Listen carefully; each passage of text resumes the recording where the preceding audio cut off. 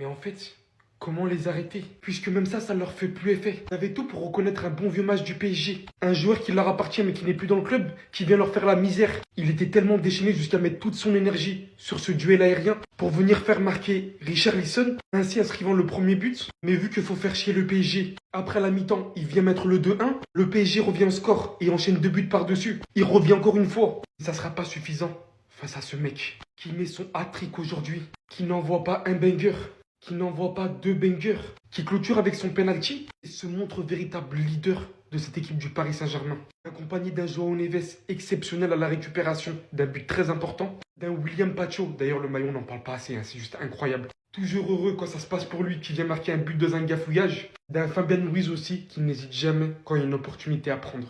Plus que jamais, ce Paris Saint-Germain est toujours aussi bien parti. Et franchement, ça va véritablement être compliqué de les arrêter. Mais je me hype beaucoup d'un match Arsenal-PSG. Parce qu'actuellement, je crois vraiment que les deux équipes sont vraiment au sommet. On dit quoi? On dit quoi? Qu'est-ce qu'on dit?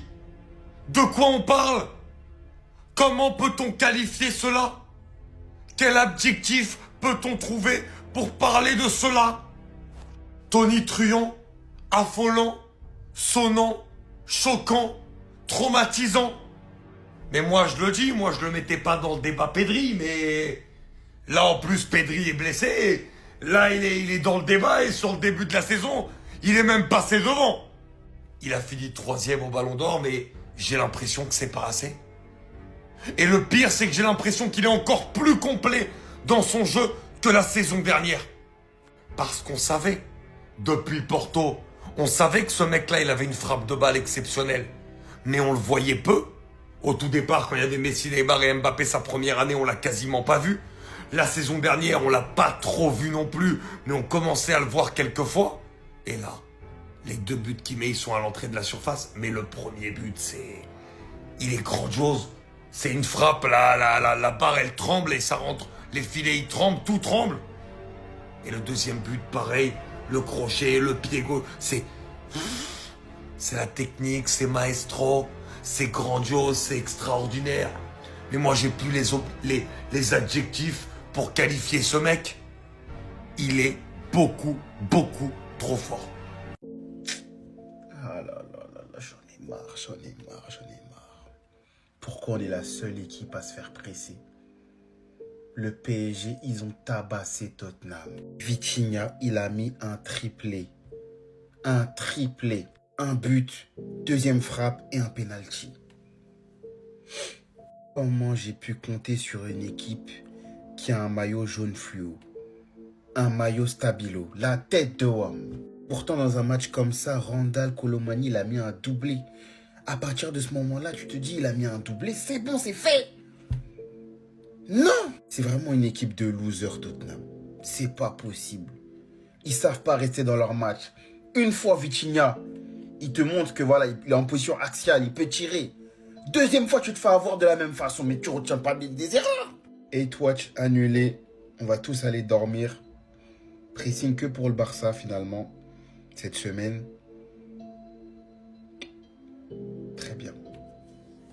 On leur a donné trop de gaz ce soir. Tellement de gaz qu'ils ont pu mettre 3 buts, dont un doublé de Colomboigny. Comme par hasard, le mec fait un début de saison catastrophique avec Tottenham. Ce soir, 2 buts, une passe D. Comme par hasard. Bon, après, sinon, de notre côté, il y a des choses à se dire, notamment Vitinha. C'est un malade mental. Premier triplé avec le PSG. Il met 2 buts exceptionnels. Il est trop fort, les gars. J'ai plus les mots. J'ai plus les mots, c'est extraordinaire.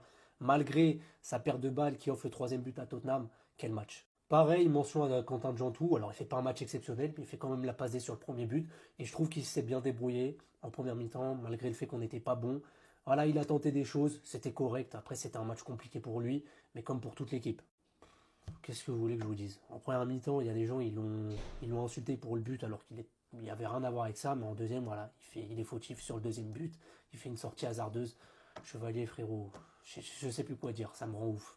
Barcola, bon, je veux bien qu'il soit à 50%, qu'il soit fatigué, mais est-ce que c'est une raison pour être aussi nul? Non, je pense pas. Voilà, au bout d'un moment, il faut se remettre en question. Le mec est sorti, on a commencé à bien jouer. Les gars, Barcola, c'est catastrophique. Toi, là, T'es complètement con. Voilà, c'est pas la première fois qu'il fait ce genre de geste. Le mec, il récupère la balle, il fait la passe à Chevalier. Il y a quoi? Pourquoi tu veux y en mettre un coup de coude? T'es complètement con. T'as 29 ans, tu veux faire le mec qui a du vice, mais t'es débile. Il a fait la même cet été face au Bayern, on n'a rien dit. Là, tu refais la même. T'es juste complètement con, mon ref. Bon, malgré ce match un peu difficile, on est deuxième. Le Bayern a perdu face à Arsenal, l'Inter a perdu face à l'Atlético, donc on est deuxième, à égalité de points quand même avec le Real, l'Inter et le Bayern.